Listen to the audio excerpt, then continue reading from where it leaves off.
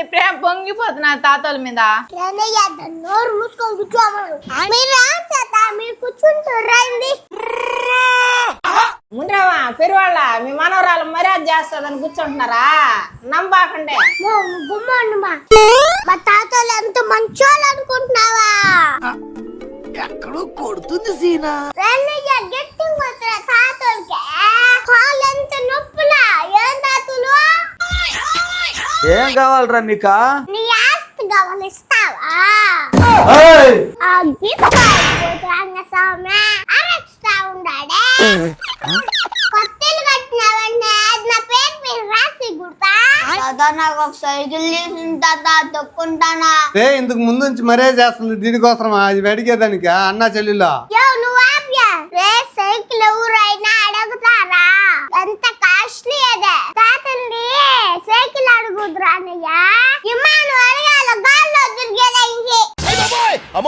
అయినా బాబాయ్ దా కాఫీ తాగండి చల్లారిపోతుంది. ఏనైనా నీ కూతురు మర్యాద చేసి ఏమని అడిగింది? నువ్వు మర్యాద చేసి ఏమడుగుతావా? మీరు మా ఇంటికి రావడమే నా అదృష్టం నాయనా. మిమ్మల్ని ఏమన్నా అడుగుతాను నేనా? ఎప్పుడన్నా అడిగినానా?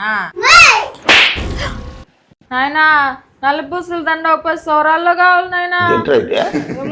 పెరువాళ్ళ నేను ముందే చెప్పలా, వీళ్ళందరూ మాట్లాడుకున్నారు మిమ్మల్ని అడిగేదానికి.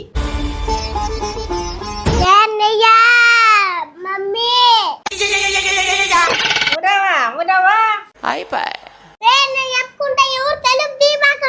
అమ్మ బాబాయ్ మనం వెళ్ళిపోతాం పదనా భయంగా ఉన్నదా?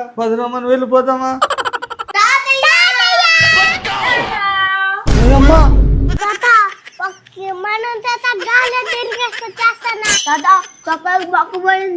సైకిల్ బదులు బంగారు కౌచుని తీసి తాత.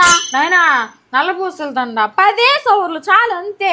ఓహో ఇది భలే ఉంది అబ్బా. బుద్ధి లేకుండా మీ ఇంటికి వచ్చాను నేను. అవునన్నా, నీకు బుద్ధి లేదు నాకు బుద్ధి లేదు.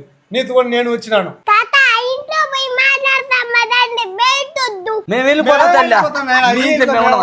అన్నయ్య అమ్మా మా వాడికి నీకుంటా మీరు ఎట్టుపోతారో చూస్తా. మేము నీకు దండం పెడతాను. మేము నా భార్య బిడ్డ ఇంటికి ఉన్నారు మ్యా. ఒక ఇమ్మాను మోకలి చేసిపోయా నీ భార్య పిల్లకాయలు కాడికే. అర్జెంట్ గా పోవాలి మా ఇంటికి. నీ ఇల్లు నా పేరు మీద రాయి చేసిపోయా.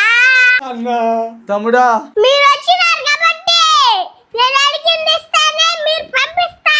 లేకపోతే రూమ్ లో నుంచి బయట వదలను.